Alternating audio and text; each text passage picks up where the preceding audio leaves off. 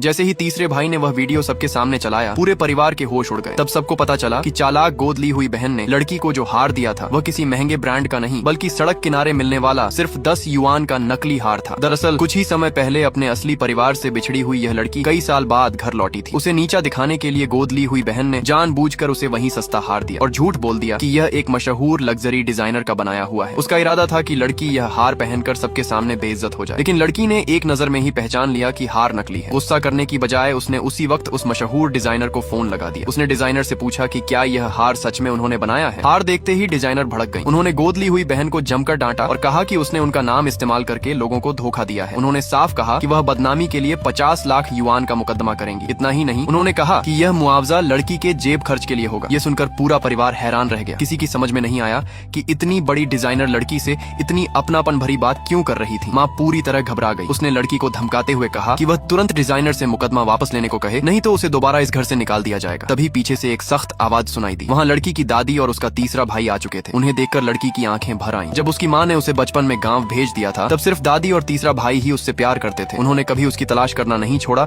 और आखिरकार उसे वापस घर ले आए। घर वापसी की खुशी में तीसरे भाई ने वहीं उसे 1 लाख युआन का असली हार उपहार में दिया। भले ही वह मशहूर डिजाइनर के हार जितना शानदार नहीं था, लेकिन गोद ली हुई बहन के नकली हार से कहीं बेहतर था। इसके बाद उसने एक वीडियो चलाया जो उसने एक दिन पहले रिकॉर्ड किया था। वीडियो में साफ दिखाई दे रहा था कि गोद ली हुई बहन सड़क किनारे ठेले वाले से वही 10 युआन वाला हार खरीदते समय मोल भाव कर रही थी। वीडियो देखकर वह शर्म से सिर झुका लेती है, लेकिन माँ फिर भी उसकी तरफदारी करने लगती है। वह कहती है कि उसका इरादा गलत नहीं था। उसका कहना था कि लड़की गाँव में पली बड़ी है, इसलिए अगर उसे महंगा असली हार दे दिया जाता तो वह कहीं खो देती। यह सुनते ही तीसरा भाई गुस्से से आग बबूला हो गया। उसने कहा कि जिस दिन उसकी असली बहन सालों पहले गायब हुई थी, अगले ही दिन माँ इस गोद ली हुई लड़की को घर ले आई थी। बचपन से उसने इसी लड़की को सिर पर चढ़ाकर रखा, उसकी हर जिद पूरी की, लेकिन अपनी सगी बेटी को छोड़कर एक अनजान लड़की पर इतना प्यार क्यों लुटाया, यह बात आज तक उसकी समझ में नहीं आई। माँ तुरंत तीसरे भाई को डांटने लगी। उसी समय एक वकील वहाँ पहुंचा और डिजाइनर की तरफ से भेजा गया कानूनी नोटिस सबके सामने रख दिया। अब जाकर पूरे परिवार को यकीन हुआ कि लड़की ने डिजाइनर से जो कुछ भी कहा था वह सब सच था। इसके बाद माँ ने फिर लड़की पर दबाव बनाया। उसने कहा कि वह किसी भी तरह यह मामला खत्म करवाए,